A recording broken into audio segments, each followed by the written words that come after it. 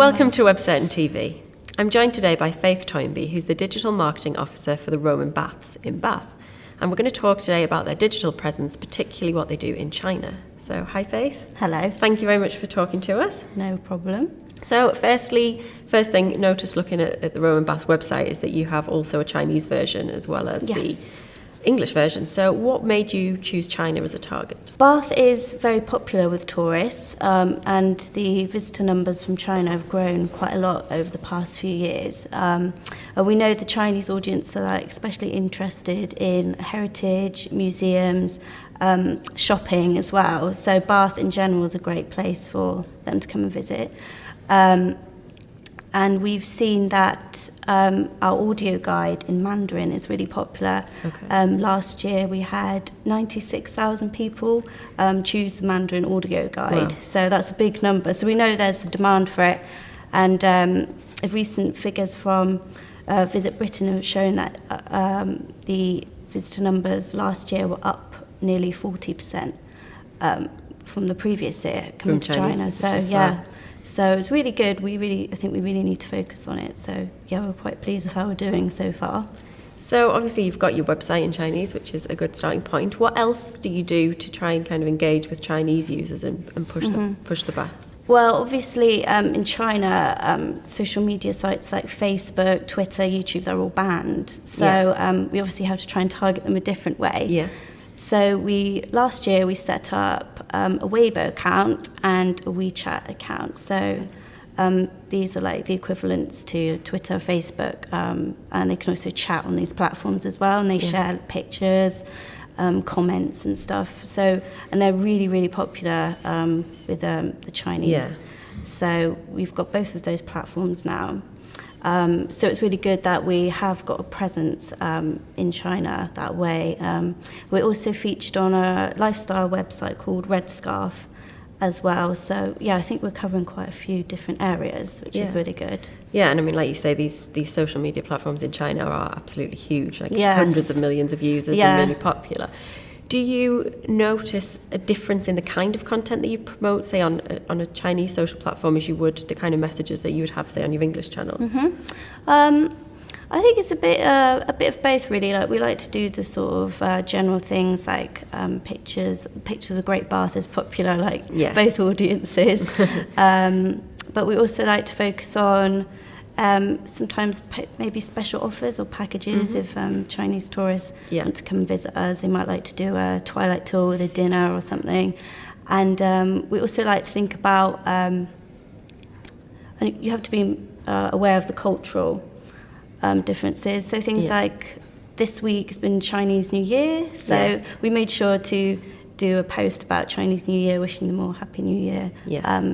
So that's good to try and just be aware of what's going on over there, not just in England. Yeah, absolutely. It's really important to tap into the cultural side of what interests them and make sure that you show like you understand it and get that. And then, of course, you mentioned that. How do you know what is culturally relevant to China? How do you make sure that your content is suitable for that market? Well, we work with an organisation actually who are based in China called China Business Network. So it's a real key to our success, really, because obviously they are Chinese. So it's great because we know all our content is going to make sense. It's obviously, I don't speak Chinese, so I wouldn't be much help. And again, they'll know how to say things or make sure things are culturally appropriate. So it's a really big help.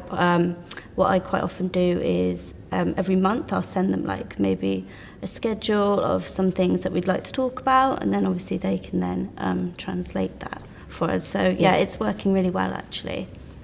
Absolutely. And then China's obviously a big market, like you say, and you see that, but you must also get visitors from other markets. Is that something that you are you might consider doing other languages, or is that mainly focusing on China still? At the moment, I think website-wise, having that actual main China website I don't think we're going to be doing any other websites soon in other languages. Probably a lot of other countries do speak English, of course, which is good. But one of the main draws we have for overseas visitors is we have audio guides in 8 different languages, which is really big. thing for them, because if they don't speak any English, they can still really come and enjoy the site and they'll know what's going on. Yeah. And we're actually introducing four new audio guides as well in the next couple of months. So yeah, we're going to have 12 altogether, which is brilliant. And we also work alongside different tour guides, tour operators who obviously bring groups from overseas. So that's really good. So they can promote the Roman baths. Yeah.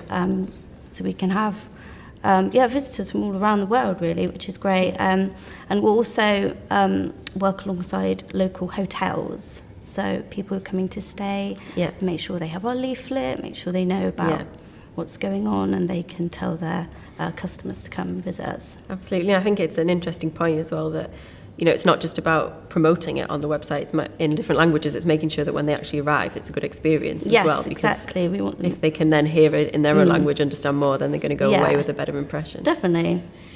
And in generally, not just China, but also, just your general marketing, which digital channels do you find are most successful and most, best at driving engagement and driving people? I think for us, Facebook and Twitter are the biggest ways that we engage with our visitors.